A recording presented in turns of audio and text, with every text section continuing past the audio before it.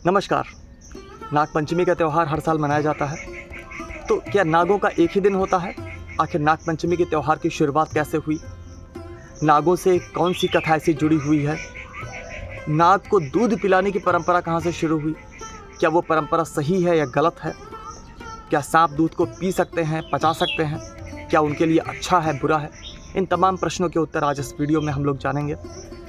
तो नाग का दिन साल में सिर्फ एक बार नहीं आता है, सिर्फ नागपंचमी के दिन नहीं होता है, बल्कि हर महीने की, हर माह की जो शुक्ल पक्ष की पंचमी है, वो सांपों का, नाग का दिन ही माना जाता है। और जो साल में श्रावण मास है, सावन का महीना है, उसकी जो शुक्ल पक्ष की पंचमी है, उसको सबसे बड़ा दिन माना जाता है सांपों का, और उसी को हम लोग नागपंचमी कहते हैं। तो इस नागपंचमी के त्यौहार की शुरुआत कैसे हुई, आइए इस बारे में जानें। तो इसका उल्लेख मिलता है महाभारत में। महाभारत में अभिमन्यु के बारे में आप सभी ने सुना होगा। अभिमन्यु के पुत्र थे राजा परीक्षित। राजा परीक्षित को एक बार तक्षक नाम के एक नाग ने डस लिया, जिससे उनकी मृत्यु हो गई। तो उसके बाद राजा परीक्षित के बेटे थे राजा जन्मेजय, वो गुस्सा हो गए। उन्होंने कहा कि इनकी इस मृत्यु का मैं बदला लूँगा और मैं सारे सांपों को मार दूँगा। और उसके बाद उन्होंने नाग यज्ञ की शुरुआत की। उस यज्ञ की आहुति में दुनिया भर के तमाम सांप आकर गिरने लगे, चारों ओर हाहाकार मच गया। ऐसे में तक्षक नाग भयभीत हुआ।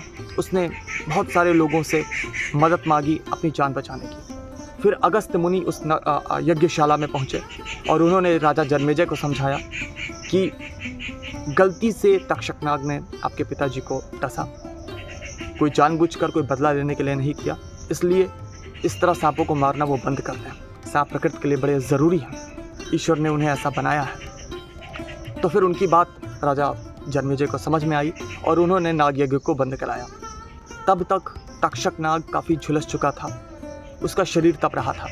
तो पास में ही कच्चे दूध का एक लोटा रखा था। अगस्त्य मुनि ने वो लोटा उठाया और वो कच्चा दूध उठाकर तक्षक नाग के ऊपर फेंका, ताकि उसका शरीर ठंडा हो जाए, उसकी जान बच पाए। और इस तरह से तक्षक नाग बचा। और माना जाता है कि तभी से सांपों का अस्तित्व जो है वो बचा हुआ है, अन्यथा सांपों का अस्तित्व उसी समय खत्म हो गया होता। ऐसी कथा जो है शास्त्रों में मिलती है। और वो जो दिन था जिस दिन अगस्त्य मुनि ने वो यज्ञ रुकवाया था, वो दिन था श्रावण मास के शुक्ल पक्ष की पंचमी, और तभी से ये नागपंचमी का त्यौहार मनाया जाता है। लेकिन अगस्त्य मुनि ने नाग को दूध पिलाया नहीं था, बल्कि वो ठंडा दूध फेंका था, ताकि जो उसका शरीर तप रहा था वो ठंडा हो जाए। लेकिन इस बात को गलत तरीके से लिया गया और एक गलत परंपरा शुरू हो गई सांपों को दूध पिलाने की। सांप दूध नहीं पीते हैं, सांप के लिए दूध विष के समान है। तो सांपों को दूध पिलाना बिल्कुल भी उचित नहीं है। सांप एक सरीसृप प्राणी है। दूध को पचाने की क्षमता सिर्फ स्तनधारी प्राणियों में होती है। करीब 6000 से ज़्यादा प्रजातियां हैं स्तनधारी प्राणियों की धरती पर। तो स्तनधारी प्राणियों में माँ जब बच्चा पैदा करती है तो अपने बच्चे के लिए दूध बनाती है और उसका बच्चा दूध पीकर पचाता है। लेकिन सरीसृप में, उभयचर में, पक्षी में माएँ दूध नहीं बनाती हैं और उनका शरीर ऐसा है ही नहीं कि वो दूध को पचा सके। तो ऐसे में अगर कोई सरीसृप, उभयचर या पक्षी दूध पी लेता है तो वो उसको पचा नहीं पाता है, और कई बार वो उसके लिए विष का काम करता है। उसको बहुत सारी बीमारियाँ हो जाती हैं और कई बार उसकी मृत्यु भी हो जाती है। तो इसलिए सांप को दूध पिलाना बिल्कुल भी उपयुक्त नहीं है। अब अगर सांप दूध पी ले तो क्या होगा? तो बेशक वो बीमार हो सकता है, वो मर सकता है। तो सांप दूध पीते क्यों हैं? सपेरे नागपंचमी के त्यौहार से 2 हफ्ते 3 हफ्ते पहले से ही सांपों को भूखा प्यासा रखते हैं, ताकि जब नागपंचमी के दिन कोई दूध का कटोरा लेकर उसके सामने आए तो अपनी प्यास बुझाने के लिए वो उसको पी ले।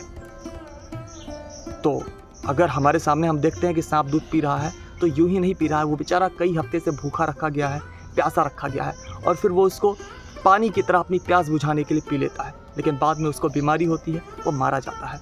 तो चंद रुपए कमाने के लिए सपेरे इस तरह से सांपों को मरवाते हैं। तो हमें सांपों को दूध नहीं पिलाना है। और नागपंचमी का जो त्यौहार है, ये सांपों की रक्षा का त्यौहार है, क्योंकि राजा जन्मेजय के यज्ञ में दुनिया भर के सांप मारे जा रहे थे। ऐसे में अगस्त्य मुनि ने नागों के वंश को बचाने के लिए वो यज्ञ रुकवाया था। वो दूध का लोटा जल रहे तक्षक नाग के ऊपर फेंका था। तो नागपंचमी सांपों के संरक्षण का त्यौहार है।